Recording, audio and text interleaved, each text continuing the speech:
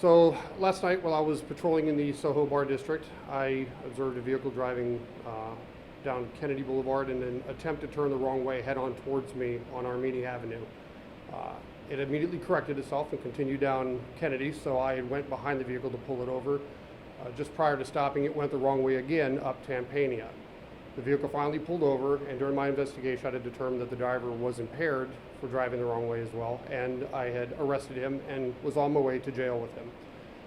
As I was driving eastbound on the Solomon Expressway, I took the 78th Street exit, and as I was curving around the exit, I looked up, and immediately in front of me were two vehicles, again driving the wrong way. I had a small tan sedan followed very closely behind by what appeared to be like a large white van that was tailgating behind it. Both vehicles came directly at me. One even honked their horns as if to tell me I was going the wrong way. So I swerved off the side, narrowly missing both vehicles, and they flew right past me. Right after that, oh, I'm sorry? No, go ahead. Right after that, I went ahead on the radio and I placed a bolo for the description of both the vehicles and the direction of travel to ensure that any other officer in the area would be able to try to locate and stop them. And we could hear your voice in that audio. I think you said Jesus Christ. What were you thinking in that moment when you saw these cars coming the wrong way? I didn't have time to think. Literally, as soon as I saw the headlights, it was a shock. So I just pulled over immediately and let them go by. I guess saying Jesus Christ is more of a shock value than anything. How thankful are you that it wasn't any worse? Extremely thankful. I mean, this is unfortunately my third time since I've been hired at TPD that I've dodged wrong way drivers. First time was back in 2016 on Interstate 275. I was northbound in the left lanes. This was about March 20th. And once again, I saw headlights in my lane. I swerved out of the way. The driver flew by me at about 80 to 85 miles an hour. They did catch that driver. She was impaired. She was smoking marijuana and drinking beer inside her vehicle, and it was later determined that she had also been taking Xanax. So it was a poly use amongst different substances. Second time was approximately 2 years after that. Right after my shift ended, I was on State Road 54 driving home. There are no lights on that roadway, so it is difficult to see, but once again, I saw headlights in my lane, swerved off into a construction zone, and another vehicle passed by, and I don't know if that vehicle was ever located. And then, of course, last night was the third time. What do you think of the fact that it was two and they were just right close? At first, I didn't know what to think.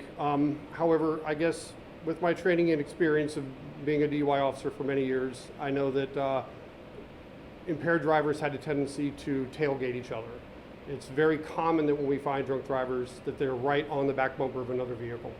My only assumption is that maybe that person in the white van was impaired and was tailgating the car in front of him, and just one drunk following another drunk. And because you had someone in the car with you, did that make a difference as to whether you would pursue the cars? Absolutely. Morally and per our policy, I can't do that. I am fully responsible for the person's life in the back seat of my car. It was just ironic that that was also a wrong way driver that could have hit me earlier. But I obviously didn't want to turn around and head the wrong direction with somebody in my vehicle. I can't do that, put somebody else's life at risk. That's the reason why I'm there, is to stop that from happening. Also, per policy, we're not authorized to pursue any vehicles the wrong way, especially on Solomon Expressway, with somebody inside the vehicle. Can you tell us just the latest on the search for those two vehicles, those two drivers? As far as I know, up until this point, they have not been located. However, I do believe the investigation is still ongoing, and I can have the PIO office update you guys later if something is learned. How often do you guys see something like this? I know you mentioned it for you personally, it's three times. I know that's one time too many, but just as you as your department, I mean, this seems to be a recurring problem, especially with the one-way driver on the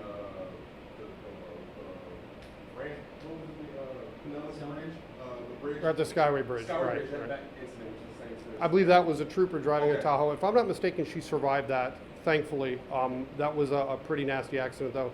But also, don't forget Hillsborough County Deputy Kotfila, and then also our own police officer, Jesse Madsen, both were killed in wrong-way drivers as well. But just for the year-to-year basis, does this happen? How do you think? Well, I've been on the squad for 8 years. I catch wrong-way drivers that are impaired probably 4 to 5 times a week. So it happens quite often. Mostly, though, it's on the small one-way streets downtown, Soho, Channel Side area. But it's unfortunate when we can't catch them that they end up making it onto the interstate or onto the Solomon Expressway, and then that's when things go bad. What's your message to drivers? Impaired driving is the one crime that's 100% preventable. You don't have to drink and drive. Right now we have smartphones with options of Lyft and Uber. It's just easy, just a touch of a button on a phone. You could very easily pick up and have yourself a ride within minutes, and it's only going to cost you $20 to $30 to get home versus risking somebody's life and also your own. Anything else you want to say we didn't ask you about? Not that I can think of, sir. Thank you. Thank you very much.